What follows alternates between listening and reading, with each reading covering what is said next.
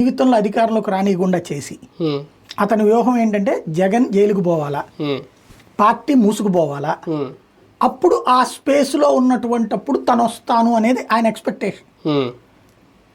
ఇది సహజంగా నాకు తెలిసి వ్యూహాలు తెలిసినటువంటి వాడు ఆ రూట్లో ఆలోచించడు.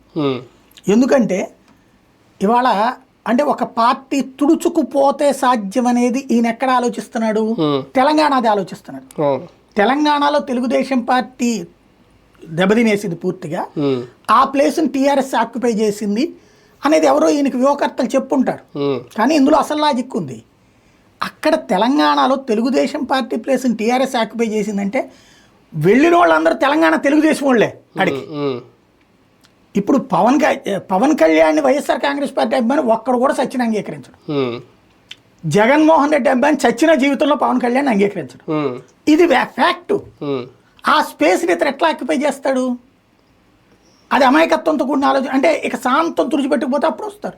ఈయన కాకపోతే ఇంకొకటి పెట్టుకుంటారు, లేకపోతే ఆ అమ్మాయి పేరు భారతీయన తీసుకుంటారు. లేదుగా తప్పించి వాళ్ళంతా యాంటీ బాబు, యాంటీ పవన్, వాళ్ళ ఓట్లు తనకు వస్తాయి అనుకునేటటువంటిది అమాయకత్వ ఆలోచన నా దృష్టిలో. చంద్రబాబుని ప్రేమించే వాళ్ళు పవన్ని అభిమానించవచ్చు, పవన్ని ప్రేమించే